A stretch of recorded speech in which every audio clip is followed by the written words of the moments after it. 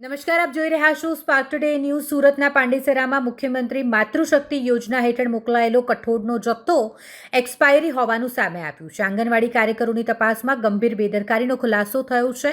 સગર્ભા અને ધાત્રી માતાઓના આરોગ્ય સાથે ચેડાનો આક્ષેપ કરવામાં આવ્યો છે. મામલો સામે આવતા વહીવટી તંત્રમાં ખળભળાટ મચ્યો છે.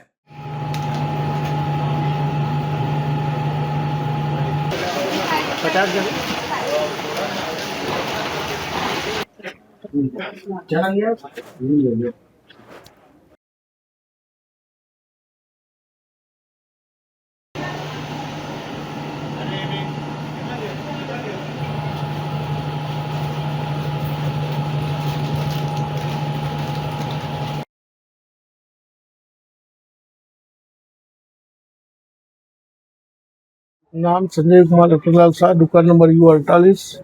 અમારે ત્યાં મુખ્યમંત્રી માતૃશક્તિ યોજનાનો માલ આવે છે. આંગણવાડી મહિલાઓને આપવાનો અને સગર્ભા મહિલાઓને એ લોકો આપે છે. એક બે છેલ્લા વર્ષોથી આવે છે, પરંતુ આ વર્ષે આ મહિનામાં જૂન મહિનામાં 28 તારીખે માટે માલ આવ્યો હતો. તો અમે આંગણવાડી મહિલાઓને બોલાવ્યા હતા. આંગણવાડી મહિલાઓએ એવું કીધું કે આ માલ એક્સપાયર થયો. બીજી દુકાનોમાં અમે તપાસ કરી કે એક્સપાયર થયેલો માલ છે. બીજી આંગણવાડીવાળાએ એમને કીધું અને પછી મારે ત્યાં બી માલને ખોલીને જોયો તો એક્સપાયર થયેલો માલ છે. એટલે અમે રજૂઆત કરી છે. ગોડાઉન મેનેજરને અમે રજૂઆત કરી અને જોનલને બી રજૂઆત કરી કે તમે એમની પાસે લખાવીને લઈ લો, અમે માલ ઉઠાવી લઈશું.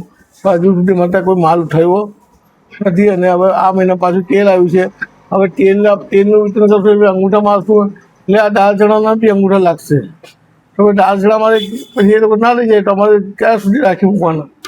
એ બદલવા તૈયાર થતા અમે શું કરી શકીએ? તમારી અંદર કેટલી આંગણવાડી? મારા અંદર 24 આંગણવાડી દુકાનમાં 24 આંગણવાડીનો માલ આવે છે. 2311 કિલો ચણા છે, 1980 કિલો દાળ છે. કયા કયા અધિકારીને તમે કમ્પ્લેન જાણ? ગોડાઉન મેનેજરને અને અહીંયા ઝોનલ ઓફિસર શ્રી જીતુભાઈ કાવરને.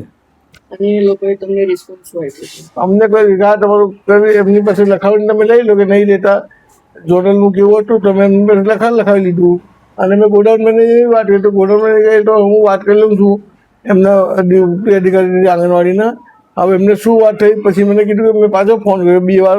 તો એમને કીધું એમને વાત થઈ ગઈ છે, તમારે માલ ઉઠાવી લેશે. પરંતુ અમે આંગણવાડીમાં પાછો ફોન કર્યો બીજી વાર તો એ લોકોને એવું જ કહ્યું છે ને અમે આ માલ ના ઉઠાવીશું.